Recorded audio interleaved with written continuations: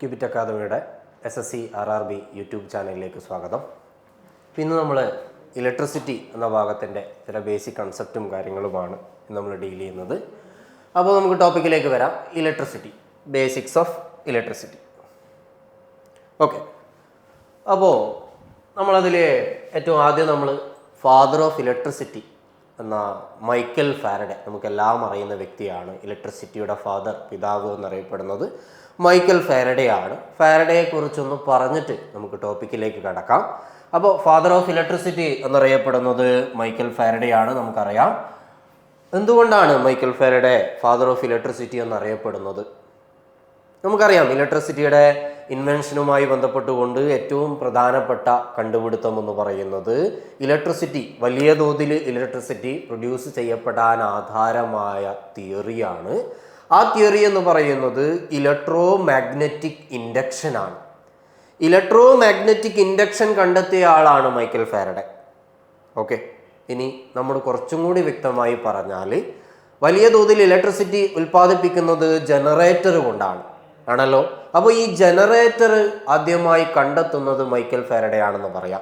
Generator അല്ലെങ്കിൽ dynamo കണ്ടെത്തിയത് Michael Faraday ആണ്. ജനറേറ്ററിന്റെ വർക്കിംഗ് പ്രിൻസിപ്പിൾ എന്താണ് എന്ന് ചോദിച്ചാൽ ഇലക്ട്രോ മാഗ്നറ്റിക് ഇൻഡക്ഷൻ എന്ന് പറയാം. Electro magnetic induction. അപ്പോൾ ജനറേറ്റർ കണ്ടെത്തിയത് മൈക്കൽ ഫാരഡെ ആണ്. ഇലക്ട്രോ മാഗ്നറ്റിക് ഇൻഡക്ഷൻ കണ്ടെത്തിയതും മൈക്കൽ ഫാരഡെ ആണ്.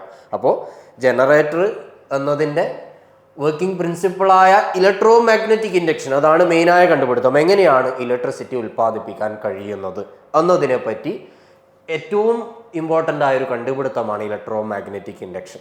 അതിനു മുമ്പേ ഇലക്ട്രിസിറ്റി ഉണ്ടായിട്ടുണ്ട്. ബാറ്ററികൾ ഫാരഡേക്കാൾ മുമ്പേ അലക്സാണ്ട്ര വോൾട്ട ബാറ്ററികൾ കണ്ടെത്തിയിട്ടുണ്ട്. പക്ഷേ അത് ചെറിയ തോതിലുള്ള വൈദ്യുതി ഉൽപ്പാദനത്തിലേക്ക് മാത്രമേ കൊണ്ടുപോകുന്നുള്ളൂ. വലിയ തോതിൽ നമ്മൾ ഇന്നീ കാണുന്ന രീതിയിലേക്ക് ഇലക്ട്രിസിറ്റി ഉൽപ്പാദിപ്പിക്കാൻ കാരണമായത് ജനറേറ്ററുകളുടെ കണ്ടുപിടുത്തമാണ്, അഥവാ ജനറേറ്ററുകൾ കണ്ടുപിടിക്കാൻ ആധാരമായ ഇലക്ട്രോ മാഗ്നറ്റിക് ഇൻഡക്ഷൻ്റെ കണ്ടുപിടുത്തമാണ്.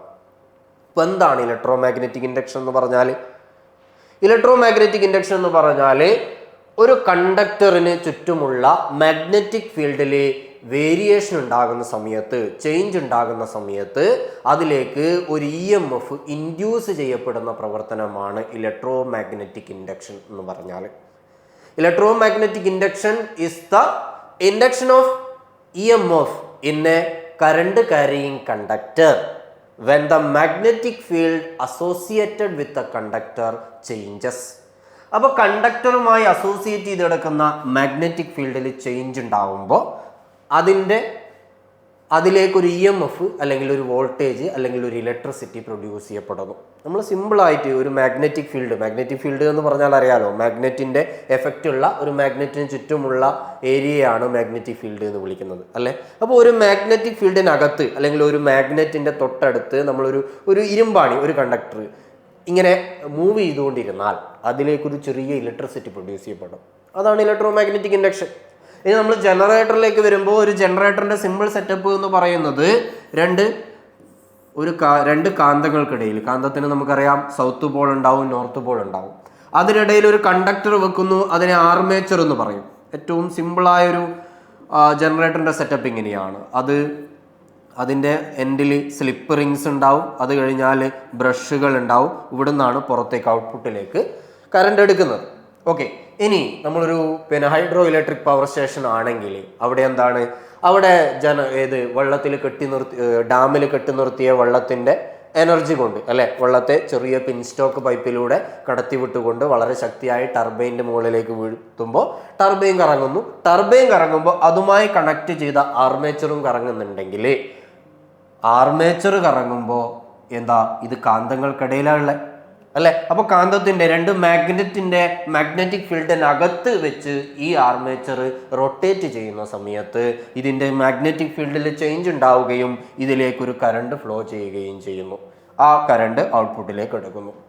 ഇതാണ് ഒരു ജനറേറ്ററിൽ നടക്കുന്ന ഏറ്റവും സിമ്പിളായ ജനറേറ്ററിൻ്റെ സെറ്റപ്പ്. ഇനി വലിയ സെറ്റപ്പിലേക്ക് പോകുമ്പോൾ ഇവിടെ ഈ കാർബൺ ബ്രഷുകളും സ്ലിപ്പ് റിങ്സും തമ്മിൽ ഉരസിക്കൊണ്ട് പോകുന്ന സമയത്ത് ഇവിടെ സ്പാർക്ക് ഉണ്ടാവുന്നുണ്ട്. അതുകൊണ്ട് അതിനെ ഒഴിവാക്കാൻ വേണ്ടി കുറച്ചും കൂടി വലിയ സെറ്റപ്പ് ആകുമ്പോൾ ആർമേച്ചറിനെ സ്റ്റേഷനറി ആയി വെക്കുകയും ഫീൽഡ് മാഗ്നറ്റുകളെ റൊട്ടേറ്റ് ചെയ്യുകയും ചെയ്യും. എന്തായാലും ജനറേറ്റർ എന്നതിനെ പറ്റിയൊക്കെ നമുക്ക് പിന്നെ മറ്റൊരു ക്ലാസ് പറയാം. തൽക്കാലം ഇവിടെ നമ്മൾ എന്ത് പറയാം, ഇലക്ട്രോ മാഗ്നറ്റിക് ഇൻഡക്ഷൻ ആണ് ഇവിടെ നടന്നിട്ടുള്ളത്. ജനറേറ്ററിന്റെ working principle of generator is electro magnetic induction ആണ്. ഇലക്ട്രോ മാഗ്നറ്റിക് ഇൻഡക്ഷൻ കണ്ടെത്തിയത് മൈക്കൽ ഫാരഡേ ആണ്. ജനറേറ്റർ ഇൻവെന്റ് ചെയ്തതാരാണ് എന്ന് ചോദിച്ചാലും ഫാരഡേ എന്ന് പറയാം. പിന്നെ ഫാരഡേയുമായി ബന്ധപ്പെട്ടുകൊണ്ട് ഒരു 2 പോയിന്റ് ഉള്ളത്, ലോ ഓഫ് ഇലക്ട്രോളിസിസ് ഫോർമുലേറ്റ് ചെയ്തത് മൈക്കൽ ഫാരഡേ ആണ്. ലോ ഓഫ് ഇലക്ട്രോളിസിസ് എന്ന് പറയുമ്പോൾ എന്താണ് ഇലക്ട്രോളിസിസ്? ഇലക്ട്രിസിറ്റി കടന്നു പോകുമ്പോൾ കെമിക്കൽ സബ്സ്റ്റൻസ് സ്പ്ലിറ്റ് ചെയ്യപ്പെടുന്നു അല്ലേ. നമ്മളൊരു സോഡിയം ക്ലോറൈഡിലേക്ക് ഇലക്ട്രിസിറ്റി കടത്തി വിട്ടാൽ അത് Na+ ആയും Cl- ആയും അല്ലെ വിഘടിക്കപ്പെടും. അതിനെയാണ് ഇലക്ട്രോളിസിസ് എന്ന് പറയുന്നത്. ഇലക്ട്രോളിസിസുമായി ബന്ധപ്പെട്ടുകൊണ്ടുള്ള ലോ ഓഫ് ഇലക്ട്രോളിസിസ് കണ്ടെത്തിയത് മൈക്കൽ ഫാരഡേ ആണ്. അതുപോലെ ഇലക്ട്രിക് ഫീൽഡ് എന്നൊരു കോൺസെപ്റ്റ് ഇൻട്രൊഡ്യൂസ് ചെയ്തതും മൈക്കൽ ഫാരഡേ ആണ്. ഇലക്ട്രിക് ഫീൽഡ് എന്ന് പറഞ്ഞാൽ ഒരു മാഗ്നറ്റിന് ചുറ്റും അതിൻ്റെ എഫക്റ്റ് ഉള്ള ഏരിയയെ മാഗ്നറ്റിക് ഫീൽഡ് എന്ന് വിളിക്കുന്നത് പോലെ ഒരു ചാർജിന് ചുറ്റും അതിൻ്റെ എഫക്റ്റ് ഉള്ള ഏരിയയെ ഇലക്ട്രിക് ഫീൽഡ് എന്ന് വിളിക്കാം. ഓക്കെ, അപ്പോൾ ഇലക്ട്രിക് ഫീൽഡ് എന്നുള്ള കോൺസെപ്റ്റ് ഇൻട്രൊഡ്യൂസ് ചെയ്തത് മൈക്കൽ ഫാരഡേ ആണ്. Father of electricity Michael Faraday ആണ്. ജനറേറ്റർ കണ്ടെത്തിയത് മൈക്കൽ ഫാരഡേ ആണ്. ഇലക്ട്രോ മാഗ്നറ്റിക് ഇൻഡക്ഷൻ കണ്ടെത്തിയത് മൈക്കൽ ഫാരഡേ ആണ്. ലോ ഓഫ് ഇലക്ട്രോളിസിസ് ഫോർമുലേറ്റ് ചെയ്തതും മൈക്കൽ ഫാരഡേ ആണ്. റെഡിയല്ലേ? ഓക്കെ, ദെൻ ഇനി നമുക്ക് ബേസിക്കായ ഇതിലെ ക്വാണ്ടിറ്റീസിലേക്ക് പോവാം. ഇലക്ട്രിസിറ്റിയുടെ ഏറ്റവും ഫണ്ടമെൻ്റലായ ക്വാണ്ടിറ്റീസ് എന്ന് പറയുന്നത് ചാർജ്, കറണ്ട്, വോൾട്ടേജ്, പവർ ഇങ്ങനെയൊക്കെ പോകുന്നതാണ്. അപ്പോൾ അതിലേക്ക് ഓരോന്നിലേക്കും നമുക്ക് പോവാം. അപ്പോൾ ഏറ്റവും ആദ്യം ഇലക്ട്രിക് ചാർജ്. നമുക്കറിയാം ഇലക്ട്രിസിറ്റിയുടെ ഏറ്റവും ഫണ്ടമെൻ്റലായ ഒരു ക്വാണ്ടിറ്റിയാണ് ഇലക്ട്രിക് ചാർജ് എന്ന് പറയുന്നത്. അപ്പോൾ എന്താണ് charge? Charge is produced by the transfer of electrons അല്ലെ. നമുക്കറിയാം ഇലക്ട്രോണുകൾ ട്രാൻസ്ഫർ ചെയ്യുമ്പോഴാണ് ചാർജ് ഉണ്ടാവുന്നത് ആണല്ലോ. അപ്പോൾ ഒരു സബ്സ്റ്റൻസ് അല്ലെങ്കിൽ ഒരു ആറ്റം ഇലക്ട്രോണുകളെ ഡൊണേറ്റ് ചെയ്താൽ, കൊടുത്താൽ അതിന് പോസിറ്റീവ് ചാർജ് ഉണ്ടാവുന്നു. ഇലക്ട്രോണുകളെ ആക്സെപ്റ്റ് ചെയ്താൽ അതിന് നെഗറ്റീവ് ചാർജ് ഉണ്ടാവുന്നു അല്ലെ. അപ്പോൾ ചാർജ് 2 ടൈപ്പ് ഉണ്ട്. ഒന്ന് പോസിറ്റീവ് ചാർജ്, മറ്റേത് നെഗറ്റീവ് ചാർജ് നമുക്കറിയാം. ഓക്കെ, അപ്പോൾ എനിവേ ഇലക്ട്രോൺ ട്രാൻസ്ഫറിലൂടെയാണ് ചാർജ് പ്രൊഡ്യൂസ് ചെയ്യപ്പെടുന്നത്. Okay, then what is the unit of charge? Unit of charge coulomb ആണ്. Unit of charge. C, capital letter C ആണ് നമ്മൾ അതിനെ റെപ്രസെന്റ് ചെയ്യുക. അപ്പോൾ യൂണിറ്റ് ഓഫ് ചാർജ് കൂളോം. ഇനി ഏറ്റവും ഫണ്ടമെന്റലായ അല്ലെങ്കിൽ ഏറ്റവും ചെറിയ ചാർജ് എന്ന് പറയുന്നത് ഒരു ഇലക്ട്രോണിന്റെ ചാർജ് ആയിരിക്കും. നമുക്കറിയാം, കാരണം ഇലക്ട്രോണുകളാണ് ചാർജ് പ്രൊഡ്യൂസ് ചെയ്യപ്പെടുന്നത്. എങ്കിൽ ചാർജ് ഓഫ് 1 ഇലക്ട്രോണിന്റെ വാല്യൂ വളരെ ഇമ്പോർട്ടൻ്റ് ആണ്, നമ്മൾ ഓർത്ത് വെക്കേണ്ട വാല്യൂ ആണ്. 1.6 × 10⁻⁻19 കൂളോം. 1.6 × 10⁻⁻19 കൂളോം ആണ് ഒരു ഇലക്ട്രോണിന്റെ charge. Charge of 1 electron equal to 1.6 × 10⁻⁻19 coulomb.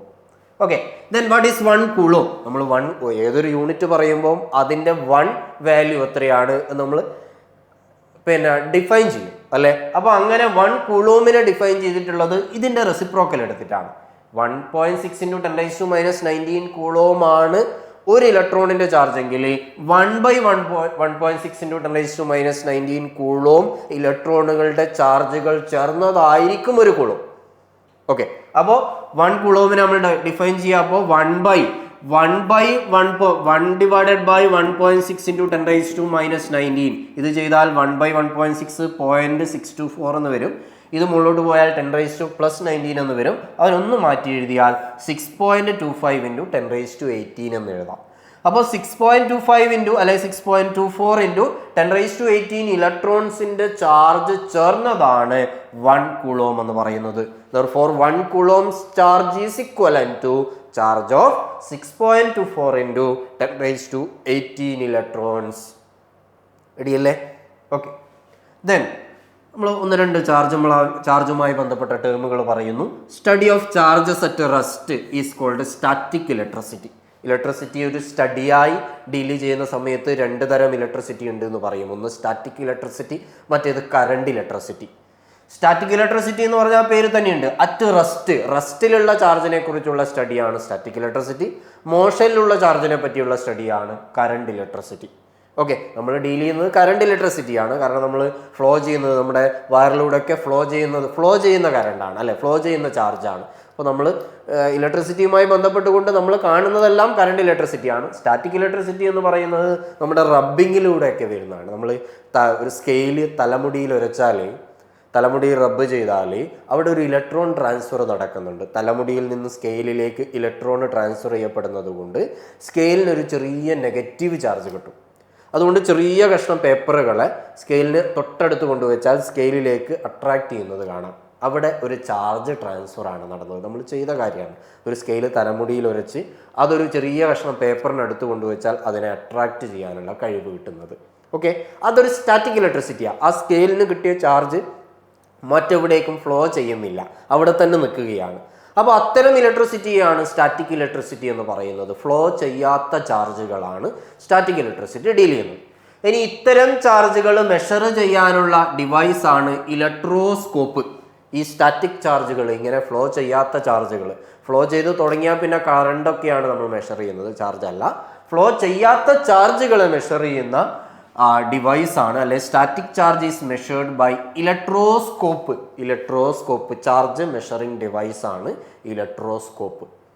Okay, ഇനി എന്താണ് ചാർജിങ് എന്ന് പറഞ്ഞാൽ? ചാർജിങ് ഒരു ഡിവൈസിന് ചാർജ് ഇല്ലാത്ത ഒരു ഡിവൈസിന് ചാർജ് കൊടുക്കുന്ന പ്രോസസ്സാണ് ചാർജിങ് എന്ന് പറഞ്ഞാൽ. അത് പോസിറ്റീവ് ചാർജ് ആവാം, നെഗറ്റീവ് ചാർജ് ആവാം. ചാർജ് ഇല്ലാത്തൊരു ഡിവൈസിന് ചാർജ് കൊടുക്കുന്ന പ്രോസസ്സാണ് ചാർജിങ്. ഓക്കെ, അപ്പോൾ the process of supplying electric charges to an object or causing it to lose electric charge is referred to as charging. അത് ചാർജ് കൊടുക്കുന്നതാവാം, അല്ലെങ്കിൽ ഉള്ള ചാർജ് നഷ്ടപ്പെടുത്തുന്നതിനെയും ചാർജിങ് എന്ന് തന്നെ നമ്മൾ പറയും. ഒരു ചാർജ് അങ്ങോട്ട് കൊടുത്തതായാലും ഉള്ള ചാർജ് നഷ്ടപ്പെടുത്തുന്നതായാലും.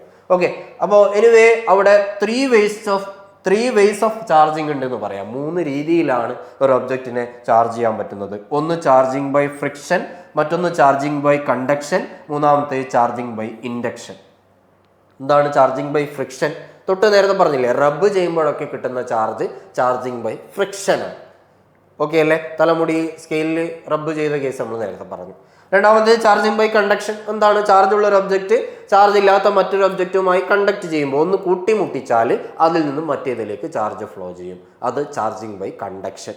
ഇനി മൂന്നാമത്തേത്, ചാർജ് ഉള്ള ഒരു ഒബ്ജക്റ്റ് ചാർജ് ഇല്ലാത്ത ഒരു ഒബ്ജക്റ്റിന്റെ തൊട്ടടുത്ത് കൊണ്ടുവെക്കുമ്പോൾ, ഇപ്പോൾ ഒരു ഒബ്ജക്റ്റ് ഇവിടെയുണ്ട്, ആ ഒബ്ജക്റ്റിന് നിറയെ പോസിറ്റീവ് ചാർജ് ഉണ്ട്, അതിന്റെ തൊട്ടടുത്ത് മറ്റൊരു ചാർജ് ഇല്ലാത്ത ഒബ്ജക്റ്റ് കൊണ്ടുവച്ചു. ആ സമയത്ത് ഇവിടെ പോസിറ്റീവ് ഉള്ളത് കൊണ്ട് ഇതിൻ്റെ ഭാഗത്ത്, പോസിറ്റീവിന് തൊട്ടടുത്തുള്ള ഭാഗത്ത് ഇവിടെ നെഗറ്റീവ് ചാർജുകൾ കോൺസെൻട്രേറ്റ് ചെയ്യപ്പെടും. എന്തിനാ? കാരണം ഇതുമായി നെഗറ്റീവും പോസിറ്റീവുമാണ് അട്രാക്ട് ചെയ്യുന്നത്. അപ്പോൾ ഇവിടെ കണ്ടക്ട് ചെയ്യുന്നില്ല, കൂട്ടിമുട്ടുന്നില്ല, തൊട്ടടുത്ത് വെച്ചത് കൊണ്ട് ഇതിൽ ഇൻഡ്യൂസ് ചെയ്യപ്പെടുകയാണ്. ഇതാണ് ചാർജിങ് ബൈ ഇൻഡക്ഷൻ എന്ന് പറയുന്നത്. കോണ്ടാക്റ്റ് ഇല്ല, ഡയറക്റ്റ് കോണ്ടാക്റ്റ് ഇല്ലാതെ ചാർജ് ഇൻഡ്യൂസ് ചെയ്യപ്പെടുന്നതാണ് ചാർജിങ് ബൈ ഇൻഡക്ഷൻ. ഓക്കെ, അപ്പോൾ അതാണ് ബേസിക് കൺസെപ്റ്റ്. ചാർജ് ഫ്രിക്ഷനിലൂടെയും കണ്ടക്ഷനിലൂടെയും ഇൻഡക്ഷനിലൂടെയും ചാർജ് കൊടുക്കാവുന്നതാണ്, ചാർജിങ് നടത്താവുന്നതാണ്. റെഡിയല്ലേ? ഓക്കെ, ദെൻ അടുത്ത ടേമാണ് ഇലക്ട്രിക് കറണ്ട്. ഓക്കെ, അപ്പോൾ എന്താണ് കറണ്ട് എന്ന് പറഞ്ഞാൽ? ഇലക്ട്രിക് കറണ്ട് എന്ന് പറഞ്ഞാൽ it is the rate of flow of electrons ആണ്. നമുക്കറിയാം, ഫ്ലോ ചെയ്യുന്നതിനെയാണ് നമ്മൾ കറണ്ട് എന്ന് പറയുന്നത്. ഫ്ലോ ചെയ്യുന്നതാണ് കറണ്ട് എങ്കിൽ നമ്മൾ അതെങ്ങനെയാണ് മെഷർ ചെയ്യുന്നത്? അപ്പോൾ എത്ര ഫ്ലോ ചെയ്യുന്നുണ്ട്, എപ്പോൾ? ഒരു സെക്കൻഡിൽ. നമ്മളെല്ലാം ഫ്ലോയെ നമ്മളെപ്പോഴും മെഷർ ചെയ്യുന്നത് അങ്ങനെയല്ലേ? ഓരോ സെക്കൻഡിലും എത്ര വെച്ച് ഫ്ലോ ചെയ്യുന്നു? ആര്? ചാർജ്. ഒരു സെക്കൻഡിൽ എത്ര ചാർജ് ഫ്ലോ ചെയ്യുന്നു എന്നതിനെയാണ് കറണ്ട് എന്ന് പറയുന്നത്. Current is the rate of flow of electrons or rate of flow of charge. Okay, അതൊരു മാത്തമാറ്റിക്കലി എഴുതിയാൽ electric current is equal to charge by time അല്ലെ? റേറ്റ് എന്ന് പറഞ്ഞാൽ ഒരു സെക്കൻഡിൽ എത്ര, അല്ലെങ്കിൽ ഒരു യൂണിറ്റ് സമയത്ത് എത്ര എന്നുള്ളതാണ്. അപ്പോൾ ചാർജ് ഡിവൈഡഡ് ബൈ ടൈം എന്ന് എഴുതാം. അപ്പോൾ ചാർജ് ബൈ ടൈം ആണ് current. Current is equal to Q. കറണ്ടിനെ ഐ എന്ന് നമ്മൾ റെപ്രസെന്റ് ചെയ്യും. ചാർജ് ക്യൂവും ടൈം ടിയും ആണെങ്കിൽ current I is equal to Q by T. Current I is equal to Q by T, അഥവാ current is equal to charge by time. റെഡിയല്ലേ? ഇനി unit of current, SI unit of current is ampere. Ampere വളരെ important ആയ ഇലക്ട്രിസിറ്റിയിലെ unit ആണ് ampere എന്ന് പറയുന്നത്. നമ്മൾ SIയിലെ ഫണ്ടമെന്റൽ യൂണിറ്റ്സ് ആയി 7 യൂണിറ്റുകളെ വെച്ചിട്ടുണ്ട്. അറിയാം നമുക്ക് ഏതൊക്കെ? കിലോഗ്രാമും മീറ്ററും സെക്കൻഡും ആംബിയറും കാൻഡലയും അല്ലെ മോളും കെൽവിനും ഒക്കെ വെച്ചുകൊണ്ട് 7 ഫണ്ടമെന്റൽ യൂണിറ്റ്സുകൾ ഉണ്ട്. ആ കൂട്ടത്തിൽ ഒരാൾ കൂടിയാണ് ആംബിയർ. അപ്പോൾ എന്തായാലും ഇലക്ട്രിക് കറണ്ടിന്റെ യൂണിറ്റ് ആംബിയർ ആണ്. Okay, then device measuring electric current is ammeter. Okay, അപ്പോൾ പിന്നെ അമ്മീറ്ററും ഗാൽവനോമീറ്ററും 2 ഡിവൈസുകളുണ്ട് അവിടെ. എന്താണ് അമ്മീറ്ററും ഗാൽവനോമീറ്ററും തമ്മിലുള്ള ഡിഫറൻസ്? അമ്മീറ്റർ എന്ന് പറയുമ്പോൾ നമ്മൾ അതിൻ്റെ സ്ക്രീൻ നോക്കിയാൽ അതിൽ നിറയെ ഇത്ര ampere, 1 ampere, 2 ampere, 3 ampere values ഉണ്ടാവും. അതിൻ്റെ നീഡിൽ ഇങ്ങേ എൻഡിൽ 0 ഉണ്ടാവുക.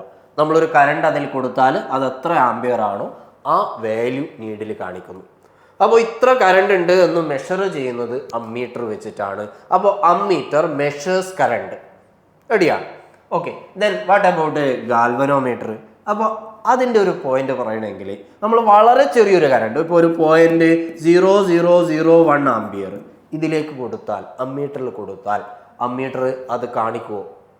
ഇല്ല. കാരണം അമ്മീറ്ററിന്റെ നീഡിൽ 0 തന്നെയാണ് ഉണ്ടാവുക. തൊട്ടപ്പുറത്തേക്ക് പോകണമെങ്കിൽ ഇതൊരു 0.1 എങ്കിലും വേണ്ടേ? 0.01 എങ്കിലും ഉണ്ടെങ്കിൽ ഇതിനൊരു ഡിഫ്ലക്ഷനായി മാറും അല്ലേ? ചെറിയൊരു കറണ്ട് അതിലേക്ക് കൊടുത്താൽ അത് ഡിഫ്ലക്ഷൻ കാണിക്കാൻ മാത്രം ഉണ്ടാവില്ല, ഇല്ലല്ലോ. അപ്പോൾ അങ്ങനെ വരുമ്പോൾ വളരെ ചെറിയ കറണ്ട് ഉണ്ടോയെന്ന് അറിയണമെങ്കിൽ നമ്മൾ ഗാൽവനോമീറ്ററിലേക്ക് പോകേണ്ടി വരും. ഗാൽവനോമീറ്റർ എങ്ങനെയാ? ഗാൽവനോമീറ്റർ എന്ന് പറയുമ്പോൾ ഗാൽവനോമീറ്ററിൽ പിന്നെ വാല്യൂസ് ഇല്ല, പകരം നടുക്കാണ്, സെൻട്രലാണ് നീഡിൽ ഉണ്ടാവുക. ഇപ്പുറത്ത് പോസിറ്റീവ് ഒന്നും ഇപ്പുറത്ത് നെഗറ്റീവ് ഒന്നും അടയാളപ്പെടുത്തിയിട്ടുണ്ടാവും. ഒരു കറണ്ട് ഇതിലേക്ക് കൊടുത്താൽ അത് അത്ര ചെറിയ കറണ്ട് ആണെങ്കിലും ഗാൽവനോമീറ്റർ ഒന്ന് ഡിഫ്ലക്റ്റ് ചെയ്യും, ഈ നീഡിൽ ഒന്ന് മൂവ് ചെയ്യും. ഓക്കെ, അപ്പോൾ കറണ്ടിന്റെ പ്രസൻസ് അറിയണമെങ്കിൽ നമുക്ക് ഏത് തന്നെ വേണം? ഗാൽവനോമീറ്റർ തന്നെ വേണം. അപ്പോൾ the device that detect the presence of current galvanometer ആണ്. ഓക്കെ, ഇനി ഗാൽവനോമീറ്ററിൽ പോസിറ്റീവ് നെഗറ്റീവ് എന്നുകൂടി റെപ്രസെന്റ് ചെയ്തിട്ടുണ്ട്. ദാറ്റ് മീൻസ് കറണ്ടിന്റെ ഡയറക്ഷൻ ആണത് അല്ലെ. കറണ്ടിൽ പോസിറ്റീവ് നെഗറ്റീവ് എന്നതിനെ നമ്മൾ ഡയറക്ഷൻ ഓഫ് കറണ്ട് എന്ന് പറയും. അങ്ങനെയാണെങ്കിൽ ഡയറക്ഷൻ ഓഫ് കറണ്ട് ഡിറ്റക്ട് ചെയ്യാനും ഏത് തന്നെ വേണം? ഗാൽവനോമീറ്റർ തന്നെ വേണം. ഓക്കെ, അപ്പോൾ കറണ്ട് മെഷർ ചെയ്യുന്ന ഡിവൈസ് അമ്മീറ്റർ ആണ്. കറണ്ടിന്റെ പ്രസൻസ് ഡിറ്റക്ട് ചെയ്യുന്ന ഡിവൈസും കറണ്ടിന്റെ ഡയറക്ഷൻ ഡിറ്റക്ട് ചെയ്യുന്ന ഡിവൈസും ഗാൽവനോമീറ്റർ ആണ്. റെഡിയല്ലേ? അപ്പോൾ device measuring the presence of current and direction of current അത് galvanometer. Device measuring current ammeter.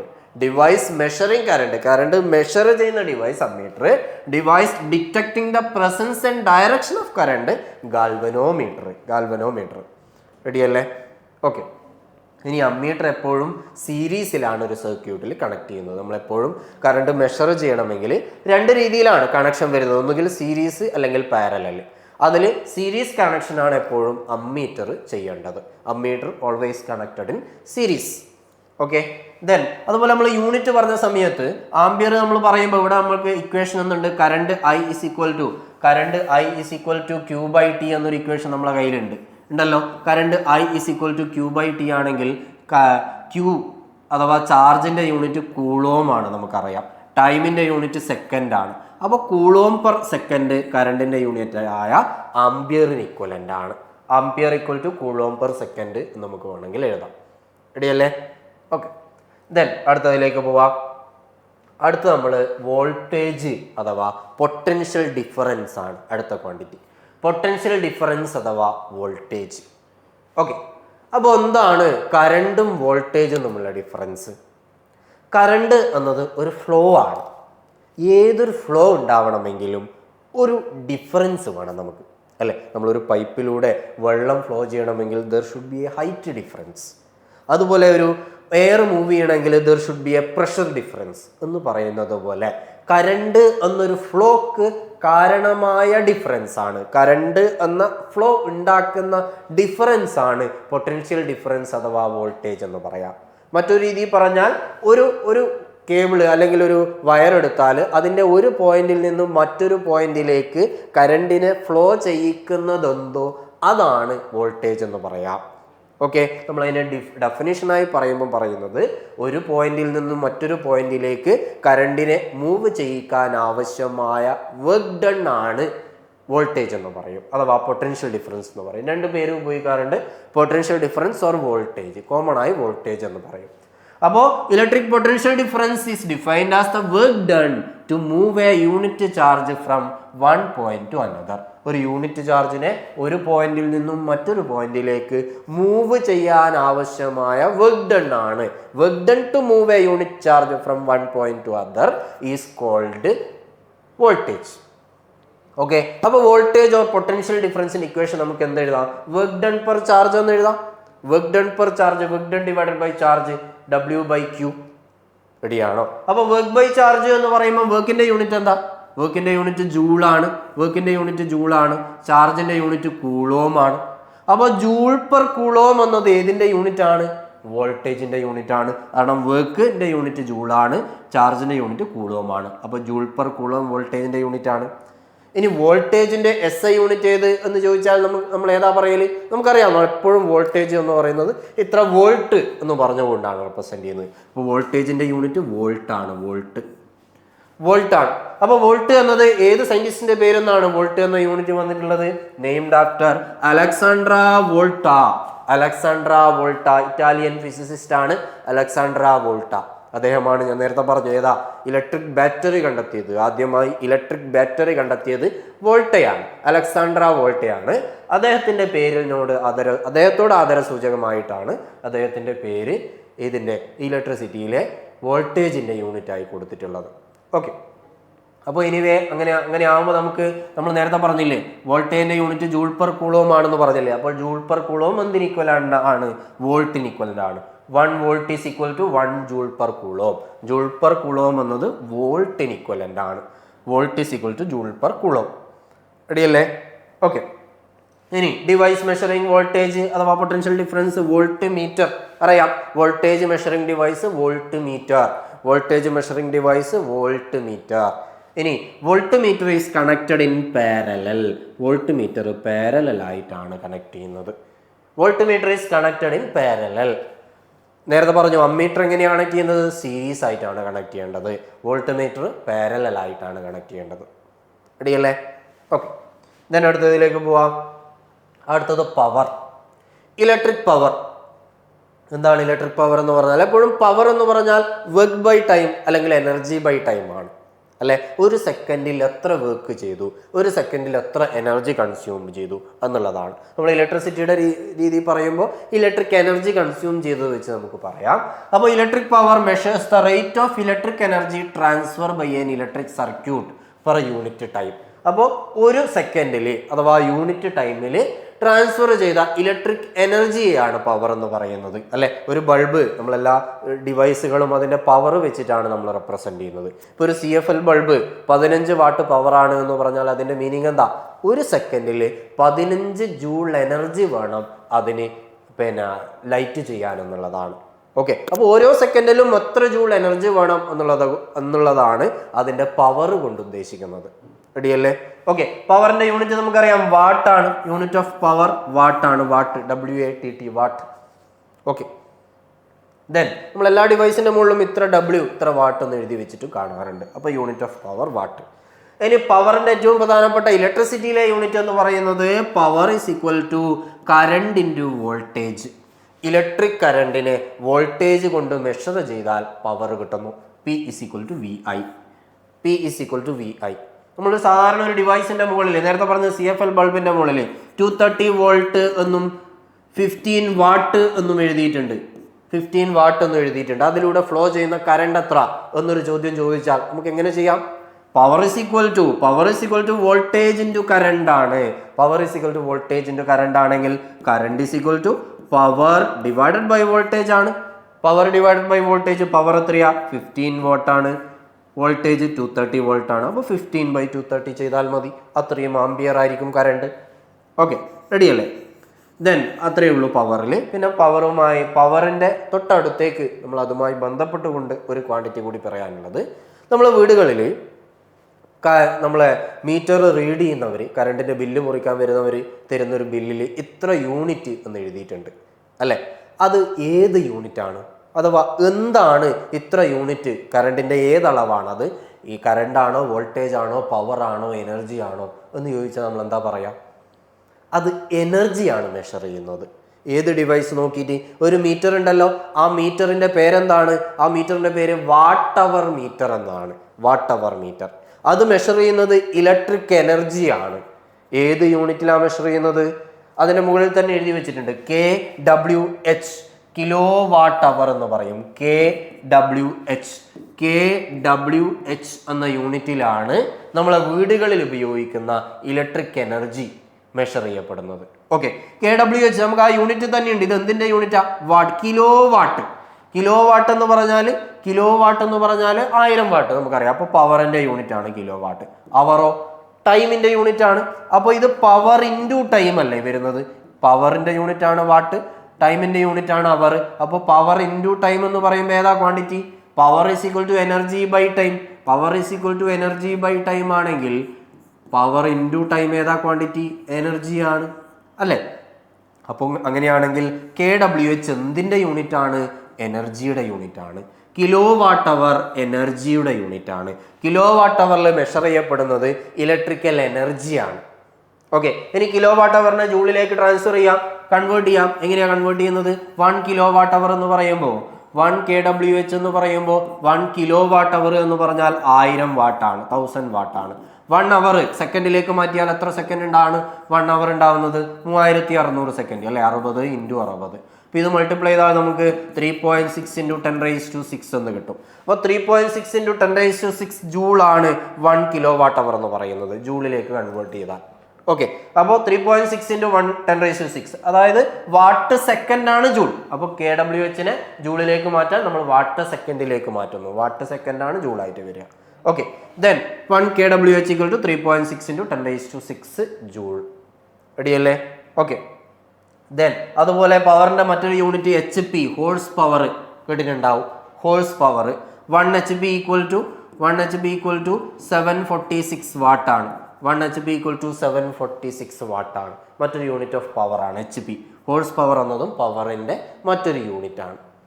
റെഡിയല്ലേ? നമ്മൾ മോട്ടോറിന്റെ ഒക്കെ പവർ HP-യിലാണ് പറയാറുള്ളത്. ഓക്കെ, അപ്പോൾ ഇത്രയും കാര്യങ്ങളാണ് പവർ പറയാനുള്ളത്. ദെൻ അടുത്തതിലേക്ക് പോവാം. Ohm's law. ഇലക്ട്രിസിറ്റിയുമായി ബന്ധപ്പെട്ട ഏറ്റവും പ്രധാനപ്പെട്ട ഒരു ലോ ആണ് ഓംസ് ലോ എന്ന് പറയുന്നത്. അപ്പോൾ ഓംസ് ലോ ഡീൽ ചെയ്യുന്നത് എന്തിനെ കുറിച്ചാണ്?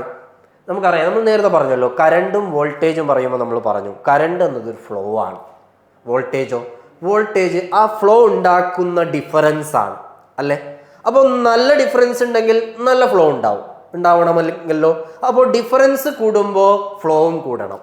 ഡിഫറൻസ് എന്ന് പറയുന്നത് നമ്മുടെ വോൾട്ടേജ് ആണ്, ഫ്ലോ എന്ന് പറയുന്നത് കറണ്ടാണ്. അപ്പോൾ വോൾട്ടേജ് കൂടുമ്പോൾ കറണ്ട് കൂടുന്നു, വോൾട്ടേജ് കുറയുമ്പോൾ കറണ്ട് കുറയുന്നു. അഥവാ voltage is directly proportional to current. Voltage is directly proportional to current. ഇത് കണ്ടുപിടിച്ച സയന്റിസ്റ്റ് ജോർജ് സൈമൺ ഓം ആണ്. ലോയുടെ പേര് ഓംസ് ലോ. റെഡിയല്ലേ? അപ്പോൾ ഓംസ് ലോ പറയുന്നു, Ohm's law states that voltage across a conductor is directly proportional to the current flowing through it, provided all physical conditions and temperature remains constant. Anyway, voltage proportional to current, V proportional to I. ഇനി ആ proportionality മാറ്റാൻ നമ്മളൊരു constant കൊണ്ട് multiply ചെയ്തു. ആ കോൺസ്റ്റന്റിന്റെ value ആ കണ്ടക്ടറിന്റെ resistance ആണെന്ന് കിട്ടുന്നു. അങ്ങനെ ഇക്വേഷൻ V = IR എന്ന് കിട്ടുന്നു. V = IR. V proportional to I അല്ലെങ്കിൽ V = IR. Voltage = current into resistance. V voltage ആണ്, I കറണ്ട് ആണ്, R റെസിസ്റ്റൻസ് ആണ്. അപ്പോൾ V = IR, voltage = current into resistance. റെഡിയല്ലേ? അപ്പോൾ V proportional to I അല്ലെങ്കിൽ V = IR, ഇതാണ് Ohm's law. State Ohm's law എന്ന് പറഞ്ഞാൽ നമുക്ക് ഇതിലേതെങ്കിലും ഒന്ന് പറയാം. ഒന്നുകിൽ V proportional to I, voltage കറണ്ടിന് ഡയറക്ട്ലി പ്രൊപ്പോർഷണൽ എന്ന് പറയാം, അല്ലെങ്കിൽ V = IR ആണെന്ന് പറയാം. ഓക്കെ, റെഡിയാണ്. ദെൻ അങ്ങനെയാണെങ്കിൽ എന്താണ് റെസിസ്റ്റൻസ്? റെസിസ്റ്റൻസിന്റെ ഇക്വേഷൻ നമുക്ക് ഇവിടുന്ന് കിട്ടുന്നുണ്ട്. R = എന്താണ്? V/I ആണ്. V = IR ആണെങ്കിൽ R = V/I ആണ്. റെഡിയല്ലേ? ഓക്കെ, അപ്പോൾ ഓംസ് ലോ പറയുന്നു V proportional to I or V = IR. എല്ലാ കണ്ടക്ടറുകളും ഓംസ് ലോ ഒബേ ചെയ്യുന്നൊന്നുമില്ല. നോർമലി മോസ്റ്റ് ഓഫ് ദ കണ്ടക്ടേഴ്സിൽ ഓംസ് ലോ ഒബേ ചെയ്യുന്നുണ്ട് എന്ന് പറയാം. റെഡിയല്ലേ? ദെൻ അടുത്തതിലേക്ക് പോവാം. നമ്മൾ റെസിസ്റ്റൻസ് എന്താണെന്ന് പറഞ്ഞു. ഇനി റെസിസ്റ്റൻസിന്റെ ഡീറ്റെയിലേക്ക് പോകാം. റെസിസ്റ്റൻസിന്റെ ഇക്വേഷൻ പറഞ്ഞു R=V/I. ഇനി എന്താണ് റെസിസ്റ്റൻസ് എന്ന് പറഞ്ഞാൽ? റെസിസ്റ്റൻസ് എന്ന് പറഞ്ഞാൽ നമുക്കറിയാം it is an opposing current. കറണ്ടിനെ ഒപ്പോസ് ചെയ്യുന്നതാണ്. Resistance is the measure of opposition current in an electric circuit. അല്ലെ, ഇലക്ട്രിക് സർക്യൂട്ടിൽ കറണ്ടിനെ ഒപ്പോസ് ചെയ്യുന്നതാണ്. എത്രത്തോളം കറണ്ടിനെ ഒപ്പോസ് ചെയ്യുന്നുണ്ട് എന്ന് മെഷർ ചെയ്യുന്നതാണ് റെസിസ്റ്റൻസ്. മെഷർ ഓഫ് ഒപ്പോസിഷൻ ആണ് കറണ്ടിന്. അല്ലെ, നമുക്കറിയാം റെസിസ്റ്റൻസ് എന്ന് പറഞ്ഞാൽ കറണ്ടിനെ ഒപ്പോസ് ചെയ്യലാണ്. അപ്പോൾ ഒപ്പോസിഷൻ ടു കറണ്ട് ആണ്. യൂണിറ്റ് ഓഫ് റെസിസ്റ്റൻസ് ഓം ആണ്. ഓം സിമ്പിൾ ഇങ്ങനെയാണ്, ഓം. അല്ലെ, അപ്പോൾ യൂണിറ്റ് ഓഫ് റെസിസ്റ്റൻസ് ഓം. ഇനി റെസിസ്റ്റൻസ് എന്ന് പറയുന്നത്, ഒരു കണ്ടക്ടറിന്റെ റെസിസ്റ്റൻസ് എന്ന് പറയുന്നത് അതിൻ്റെ ഏതൊക്കെ ക്വാണ്ടിറ്റീസിനെ ഡിപ്പെൻഡ് ചെയ്യുന്നു? ഒന്ന്, ആ കണ്ടക്ടറിൻ്റെ ലെങ്ത്തിനെ ഡിപ്പെൻഡ് ചെയ്യുന്നു. രണ്ട്, ആ കണ്ടക്ടറിൻ്റെ തിക്നെസ്സിനെ ഡിപ്പെൻഡ് ചെയ്യുന്നു. ഓക്കെ, ഇനി നമ്മൾ തിക്നെസ് മെഷർ ചെയ്യുന്നത് അതിൻ്റെ ഏരിയ വെച്ചിട്ടാണ്. അല്ലേ, നമ്മളൊരു കണ്ടക്ടറിൻ്റെ തിക്നെസ് എന്ന് പറയുമ്പോൾ ഇതൊരു കണ്ടക്ടർ ആണെങ്കിൽ ഈ ഭാഗത്തിൻ്റെ ഏരിയ ആണ്, അല്ലേ, ഇതിന് ഏരിയ ഓഫ് ക്രോസ് സെക്ഷൻ എന്ന് പറയും. ഈ ഭാഗത്തിൻ്റെ ഏരിയ ആണ് അതിൻ്റെ തിക്നെസ്. അല്ലെ, അപ്പോൾ ഏരിയ ഓഫ് ക്രോസ് സെക്ഷൻ വെച്ചിട്ടാണ് നമ്മൾ തിക്നെസ് പറയുക. അങ്ങനെയാണെങ്കിൽ നമുക്ക് അവിടെ ഒരു ഇക്വേഷൻ എഴുതാം. ഏതാ? കണ്ടക്ടറിന്റെ റെസിസ്റ്റൻസ് എപ്പോഴും ലെങ്ത്തിന് ഡയറക്ട്ലി പ്രൊപ്പോർഷണൽ ആണ്. Resistance is directly proportional to length. അഥവാ ലെങ്ത് കൂടുമ്പോൾ റെസിസ്റ്റൻസ് കൂടുന്നു. ഓക്കെ, ഇനി അടുത്തത് resistance is inversely proportional to area of cross section. അഥവാ തിക്നെസ്സിന് ഇൻവേഴ്സ്ലി പ്രൊപ്പോർഷണൽ ആണ്. കട്ടി കൂടും തോറും റെസിസ്റ്റൻസ് കുറയുകയാണ് ചെയ്യുന്നത്. റെസിസ്റ്റൻസ് എന്ന് പറഞ്ഞാൽ എന്താ? ഒപ്പോസ് ചെയ്യാനുള്ള ടെൻഡൻസി അല്ലേ, കറണ്ടിനെ ഒപ്പോസ് ചെയ്യാനുള്ള കഴിവല്ലേ. എങ്കിൽ ഒപ്പോസ് ചെയ്യാനുള്ള കഴിവ് കുറയുന്നു, കൂടുന്നു എന്നാണെങ്കിൽ ഒപ്പോസ് ചെയ്യാനുള്ള കഴിവ് കൂടുന്നു, അഥവാ റെസിസ്റ്റൻസ് കൂടുന്നു എന്ന് പറഞ്ഞാൽ നന്നായി കറണ്ടിനെ കണ്ടക്ട് ചെയ്യുന്നില്ല. റെസിസ്റ്റൻസ് കൂടുന്നു എന്ന് പറഞ്ഞാൽ കറണ്ടിനെ കണ്ടക്ട് ചെയ്യുന്നത് കുറയുന്നു. അല്ലെ, റെസിസ്റ്റൻസ് കുറയുന്നു എന്ന് പറഞ്ഞാൽ കറണ്ടിനെ കണ്ടക്ട് ചെയ്യുന്നത് കൂടുന്നു. അല്ലെ, അപ്പൊ തിക്നെസ് കൂടുന്തോറും, കട്ടി കൂടുന്തോറും റെസിസ്റ്റൻസ് കൂടുകയാണോ കുറയുകയാണോ? Resistance is inversely proportional to area of cross section or thickness. അപ്പോൾ തിക്നെസ് കൂടുന്തോറും റെസിസ്റ്റൻസ് കുറയുന്നു, തിക്നെസ് കൂടുന്തോറും റെസിസ്റ്റൻസ് കുറയുന്നു, ലെങ്ത് കൂടുന്തോറും റെസിസ്റ്റൻസ് കൂടുന്നു. റെഡിയല്ലേ? ലെങ്ത്തിന് ഡയറക്ട്ലി പ്രൊപ്പോർഷണൽ ആണ്, തിക്നെസ്സിന് ഇൻവേഴ്സ്ലി പ്രൊപ്പോർഷണൽ ആണ്. തിക്നെസ് കൂടുന്തോറും റെസിസ്റ്റൻസ് കുറയുന്നു എന്ന് പറഞ്ഞാൽ കട്ടി കൂടിയ കമ്പിയാണോ കട്ടി കുറഞ്ഞ കമ്പിയാണോ കറണ്ടിനെ നന്നായി കടത്തിവിടുക? കട്ടി കൂടിയ കമ്പിയാണ്. അല്ലെ, കാരണം തിക്നെസ് കൂടുന്തോറും റെസിസ്റ്റൻസ് കുറയുന്നു. റെസിസ്റ്റൻസ് കുറയുന്നു എന്ന് പറഞ്ഞാൽ കറണ്ടിനെ നന്നായി കടത്തിവിടുന്നു. റെഡിയല്ലേ? അപ്പോൾ തിക്നെസ് കൂടുന്തോറും റെസിസ്റ്റൻസ് കുറയുന്നു, അഥവാ തിക്നെസ് കൂടുന്തോറും കണ്ടക്റ്റൻസ്, കറണ്ടിനെ കടത്തിവിടാനുള്ള കഴിവ് കൂടുന്നു, കണ്ടക്റ്റൻസ് കൂടുന്നു. ഓക്കെ, ദെൻ നമുക്ക് ഈ പറഞ്ഞ കാര്യങ്ങൾ, അപ്പോൾ നമ്മൾ എന്തൊക്കെയാ പറഞ്ഞത്? Resistance is directly proportional to length ആണ്, resistance is inversely proportional to area ആണ്. റെഡിയല്ലേ? അങ്ങനെയാണെങ്കിൽ അത് ഒരുമിച്ച് എഴുതുമ്പോൾ നമുക്ക് കിട്ടുന്ന ഇക്വേഷൻ R = ρL/A. ഇവിടെ L എന്ന് പറയുന്നത് ലെങ്ത് ആണ്, A എന്ന് പറയുന്നത് ഏരിയ ക്രോസ് സെക്ഷൻ ആണ്, ഇത് റോ ആണ്, റോ എന്നാണ് വായിക്കുന്നത്, അത് റെസിസ്റ്റിവിറ്റി ആണ്. Rho is the resistivity. അപ്പോൾ എന്താണ് റെസിസ്റ്റിവിറ്റി എന്ന് പറഞ്ഞാൽ? റെസിസ്റ്റിവിറ്റി എന്ന് പറഞ്ഞാൽ ഇവിടെ നമ്മളൊരു കോൺസ്റ്റന്റ് ആയിട്ട് ഉപയോഗിക്കുന്നുണ്ട്, അതൊരു മെറ്റീരിയലിന്റെ പ്രോപ്പർട്ടിയാണ്. റെസിസ്റ്റൻസ് സംബന്ധിയായി ഒരു മെറ്റീരിയലിന്റെ പ്രോപ്പർട്ടിയാണ് റെസിസ്റ്റിവിറ്റി എന്ന് പറഞ്ഞാൽ. അപ്പോൾ റെസിസ്റ്റിവിറ്റി എന്ന് പറയുന്നത് അതിന്റെ യൂണിറ്റ് എന്തായിരിക്കും? R = ρL/A ആണെങ്കിൽ നമുക്ക് അതൊന്നും മാറ്റി എഴുതിയാൽ ρ = RA/L എന്ന് എഴുതാം. ആണല്ലോ. റെസിസ്റ്റൻസിന്റെ യൂണിറ്റ് ഓം ആണ്. ഏരിയയുടെ യൂണിറ്റ് മീറ്റർ സ്ക്വയർ ആണ്. എല്ലിന്റെ യൂണിറ്റ് മീറ്റർ ആണ്. ഒരു മീറ്ററും ക്യാൻസൽ ചെയ്ത് പോയാൽ ഓം മീറ്റർ എന്ന് കിട്ടും. ഏതിന്റെ യൂണിറ്റ്? റെസിസ്റ്റിവിറ്റിയുടെ യൂണിറ്റ്. റെഡിയാണോ? അപ്പൊ unit of resistivity is ohm metre. Okay, ഇനി resistivity is the characteristic property of a material. ഇനി മെറ്റൽസിനും അലോയ്സിനും റെസിസ്റ്റിവിറ്റി വളരെ കുറവായിരിക്കും. അതൊരു മെറ്റീരിയലിന്റെ കോൺസ്റ്റന്റ് ആയിരിക്കും. ഒരു കോപ്പറിന് സ്ഥിരമായിട്ടൊരു റെസിസ്റ്റിവിറ്റി ഉണ്ടാവും. ഓക്കെ, അപ്പോൾ ആ രീതിയിൽ ഒരു മെറ്റീരിയലിന്റെ പ്രോപ്പർട്ടി ആയിട്ട് വരുന്നതാണ് റെസിസ്റ്റിവിറ്റി. അപ്പോൾ അത് മെറ്റൽസിനും അലോയ്സിനും കുറവായിരിക്കും, കാരണം കറണ്ടിനെ നന്നായി കടത്തിവിടുന്നവരാണ് ഈ മെറ്റൽസ്. അല്ലേ? അപ്പോൾ മെറ്റൽസിന്റെ റെസിസ്റ്റിവിറ്റി 10⁻⁻8 ഓം മീറ്റർ മുതൽ 10⁻⁻6 ഓം മീറ്റർ വരെയാണ്. ഇനി ഇൻസുലേറ്റേഴ്സ് റെസിസ്റ്റിവിറ്റി വളരെ കൂടിയതാണ്. ഇൻസുലേറ്ററിന്റെ റെസിസ്റ്റിവിറ്റി 10⁻12 ഓം മുതൽ 10⁻17 ഓം മീറ്റർ വരെയാണ്. 12 ഓം മീറ്റർ മുതൽ 10⁻17 ഓം മീറ്റർ വരെയാണ്. റെഡിയല്ലേ? 10⁻⁸ ഓം മീറ്റർ മുതൽ 10⁻�6 ഓം മീറ്റർ വരെയാണ് മെറ്റൽസിന്റെയും അലോയ്സിന്റെയും റെസിസ്റ്റിവിറ്റി. 10⁻12 ഓം മീറ്റർ മുതൽ 10⁻17 ഓം മീറ്റർ വരെയാണ് ഇൻസുലേറ്റേഴ്സിന്റെ റെസിസ്റ്റിവിറ്റി. റെഡിയല്ലേ? അപ്പോൾ റെസിസ്റ്റിവിറ്റി അതിന്റെ യൂണിറ്റ് ഓം മീറ്റർ ആണ്. ഓക്കെ, അടുത്തതിലേക്ക് പോവാം. ദെൻ റെസിസ്റ്റേഴ്സ് എന്ന് പറഞ്ഞാൽ എന്താണ്? നമുക്കറിയാം, റെസിസ്റ്റൻസ് കിട്ടാൻ വേണ്ടി ഒരു സർക്യൂട്ടിൽ വെക്കുന്ന കമ്പോണന്റ് ആണ് റെസിസ്റ്റേഴ്സ് എന്ന് പറയുന്നത്, അല്ലെ? റെസിസ്റ്റൻസ് ഇത്ര ഓം റെസിസ്റ്റൻസ് കിട്ടണമെങ്കിൽ അതിന് ഇക്വലന്റ് ആയ റെസിസ്റ്ററുകളാണ് നമ്മൾ വെക്കുന്നത്. ഇനി റെസിസ്റ്ററുകളിനെ പല ടൈപ്പ് ഉണ്ട്. അതിൽ ഫിക്സഡ് റെസിസ്റ്റേഴ്സ് ഉണ്ട്, വേരിയബിൾ റെസിസ്റ്റേഴ്സ് ഉണ്ട്. ഫിക്സഡ് എന്ന് പറയുമ്പോൾ ഫിക്സഡ് റെസിസ്റ്റേഴ്സ് ഉണ്ടാക്കുന്നത് കാർബൺ കോമ്പോസിഷൻ റെസിസ്റ്റേഴ്സ് ഉണ്ട്, വയർ ബൗണ്ട് റെസിസ്റ്റേഴ്സ് ഉണ്ട്, തിൻ ഫിലിം റെസിസ്റ്റേഴ്സ് ഉണ്ട്, തിക്ക് ഫിലിം റെസിസ്റ്റേഴ്സ് ഉണ്ട്. അത് അതിൻ്റെ മാനുഫാക്ചറിങ്ങുമായി ബന്ധപ്പെട്ടുകൊണ്ട് പലതരം റെസിസ്റ്റേഴ്സ് നമ്മൾ ഉണ്ടാക്കുന്നുണ്ട്. പിന്നെ വേരിയബിൾ റെസിസ്റ്റേഴ്സ് എന്ന് പറഞ്ഞാൽ ഒരു ഡിവൈസ് ഉപയോഗിച്ചുകൊണ്ട് ഒരു സർക്യൂട്ടിലെ റെസിസ്റ്റൻസ് വേരി ചെയ്യാൻ നമ്മൾ ചില ഡിവൈസുകൾ ഉപയോഗിക്കും. അതിന് എക്സാമ്പിളാണ് പൊട്ടൻഷ്യോമീറ്റർ, റിയോസ്റ്റാറ്റ്, ട്രിമ്മേഴ്സ്. അപ്പോൾ പൊട്ടൻഷ്യോമീറ്ററും റിയോസ്റ്റാറ്റും ഒക്കെ എന്താണ്? സർക്യൂട്ടിലെ റെസിസ്റ്റൻസ് വേരി ചെയ്യാനുള്ള ഡിവൈസാണ്. റെസിസ്റ്റൻസ് വേരി ചെയ്യാനുള്ള ഡിവൈസ്. അപ്പോൾ വേരിയബിൾ റെസിസ്റ്റേഴ്സ് ആണ് പൊട്ടൻഷ്യോമീറ്റർ, റിയോസ്റ്റാറ്റ്, ട്രിമ്മേഴ്സ്. റെഡിയല്ലേ? ഓക്കെ, ദെൻ നമ്മൾ കളർ കോഡിങ് ഓഫ് റെസിസ്റ്റേഴ്സ്. അതായത് നമ്മളൊരു റെസിസ്റ്റർ എന്ന് പറയുമ്പോൾ അതിൻ്റെ മുകളിൽ ഇത്ര ഓം എന്ന് എഴുതി വെക്കൂല, പകരം കളർ കോഡ് വരച്ച് വെക്കുക. അപ്പോൾ ഒരു റെസിസ്റ്ററിൻ്റെ മുകളിൽ ആദ്യം 3 റിങ്ങുകളാണ്, 3 റിങ്ങുകളും പിന്നീട് ഒരു റിങ്ങും ഉണ്ടാവും. ഓക്കെ, അപ്പോൾ ഈ 3 റിങ്ങുകൾ 3 കളറുകളാണ്. ആ കളറുകളാണ് അതിൻ്റെ വാല്യൂ റെപ്രസെൻ്റ് ചെയ്യുന്നത്. അതിൽ ഓരോ കളറിനും ഓരോ വാല്യൂ കൊടുത്തിട്ടുണ്ട്. ബ്ലാക്ക് 0 ആണ്, ബ്രൗൺ 1 ആണ്, റെഡ് 2 ആണ്, ഓറഞ്ച് 3 ആണ്, യെല്ലോ 4 ആണ്, ഗ്രീൻ 5 ആണ്, ബ്ലൂ 6 ആണ്, വയലറ്റ് 7 ആണ്, ഗ്രേ 8 ആണ്, വൈറ്റ് 9 ആണ്. ഇത് നമ്മൾ കറക്റ്റ് ഈ ഓർഡറിൽ ഓർത്ത് വെക്കാൻ വേണ്ടി നമ്മൾ പഠിക്കുന്ന code BB Roy of great Britain has A very good wife. നമ്മൾ പണ്ട് മുതലേ ഈ കോഡാണ് ഇതിൽ ഉപയോഗിക്കാറുള്ളത്. BB Roy of great Britain has A very good wife. BB Roy of great Britain has A very good wife. ഈ കോഡാണ് നമ്മൾ ഉപയോഗിക്കാറുള്ളത്. Very good wife. BB Roy of great Britain has A very good wife. ഫസ്റ്റത്തെ ബി ബ്ലാക്ക് ആണെന്ന് ഓർക്കുക, രണ്ടാമത്തെ B brown ആണ്, red, orange, yellow. ആദ്യത്തെ G ഗ്രീൻ ആണ്, രണ്ടാമത്തെ G ഗ്രേ ആണ്. അപ്പോൾ green, blue, violet, grey, white. ആ നമ്പർ 0 മുതൽ 9 വരെ നിരത്തി എഴുതുക.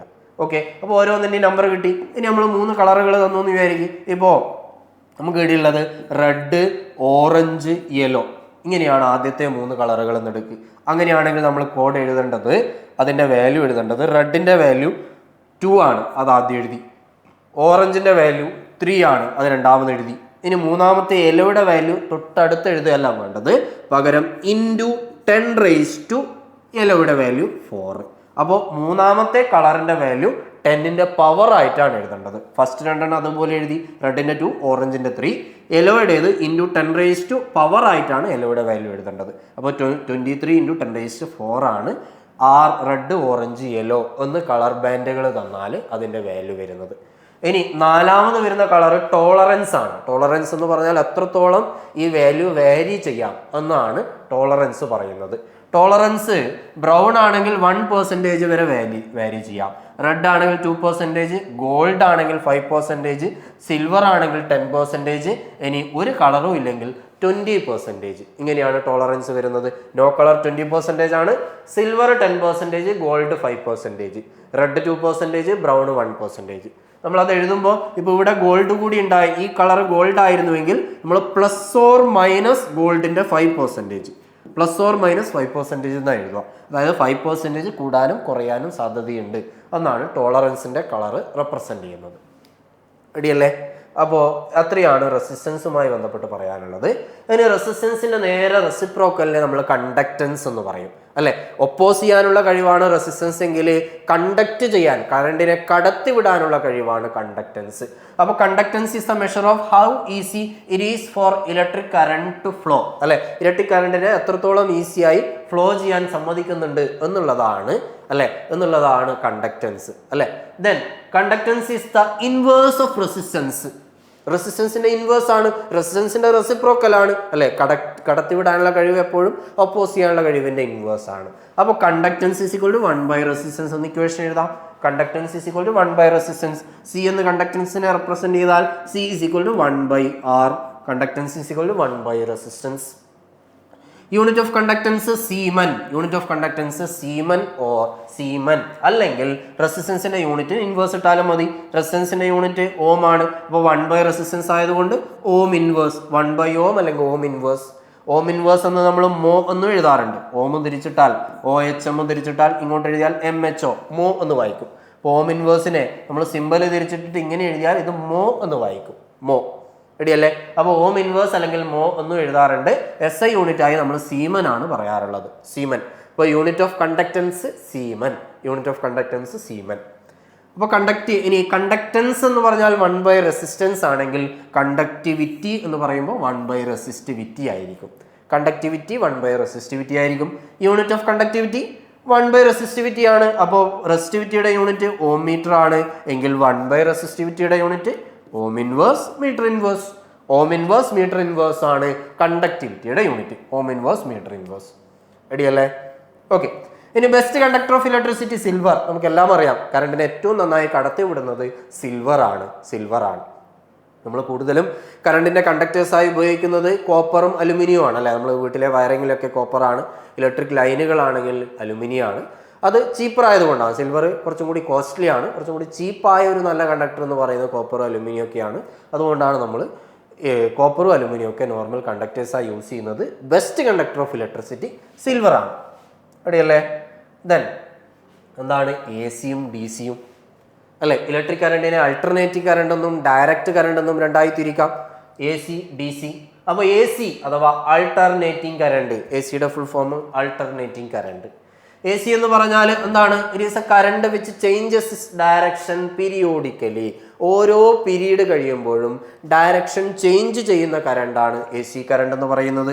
അപ്പോൾ ചേഞ്ചസ് ഇറ്റ്സ് ഡയറക്ഷൻ പീരിയോഡിക്കലി. അപ്പോൾ AC കറണ്ട് എന്ന് പറയുമ്പോൾ ഇത് ഡയറക്ഷൻ പീരിയോഡിക്കലായി ചേഞ്ച് ചെയ്യുന്ന പറയുമ്പോൾ പോസിറ്റീവ് നെഗറ്റീവ്, വീണ്ടും പോസിറ്റീവ് നെഗറ്റീവ്, വീണ്ടും പോസിറ്റീവ് നെഗറ്റീവ്, ഇങ്ങനെ പീരിയോഡിക്കലായി ഡയറക്ഷൻ ചേഞ്ച് ചെയ്യുന്നതാണ് AC കറണ്ട് എന്ന് പറയുന്നത്. AC current changes its direction periodically. Changes its direction periodically.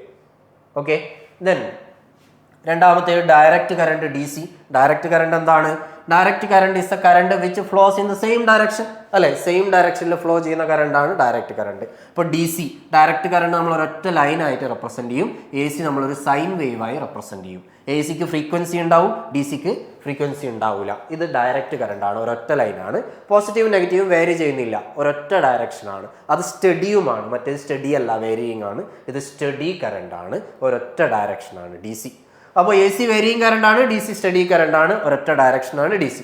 ഇനി ACയെ DC ആക്കുന്ന ഡിവൈസ് ആണ് rectifier. Rectifier converts AC to DC. Rectifier converts AC to DC. ഇനി DCയെ AC ആക്കുന്നതോ ഇൻവേർട്ടർ ഓർ ഓസിലേറ്റർ. രണ്ടും പറയാം. ഇൻവേർട്ടർ എന്ന് പറയാം, ഓസിലേറ്റർ എന്ന് നമ്മൾ ജനറലി ഈ സൈൻ വേവുകൾ അല്ലെങ്കിൽ ഇത്തരം AC വേവുകൾ പ്രൊഡ്യൂസ് ചെയ്യപ്പെടുന്നതിനെ ജനറലി ഓസിലേറ്റർ എന്ന് വിളിക്കും. അതൊരു DC കൊടുത്തിട്ടാണ് പ്രൊഡ്യൂസ് ചെയ്യപ്പെടുന്നതെങ്കിൽ അതിനെ ഇൻവേർട്ടർ എന്ന് വിളിക്കും. അപ്പോൾ രണ്ട് പറഞ്ഞാലും തെറ്റല്ല. അപ്പോൾ ഇൻവേർട്ടർ ഓർ ഓസിലേറ്റർ ആണ് DCയെ AC ആക്കി മാറ്റുന്നത്. DCയെ AC ആക്കി മാറ്റുന്നത് ഇൻവേർട്ടർ ഓർ ഓസിലേറ്റർ ആണ്.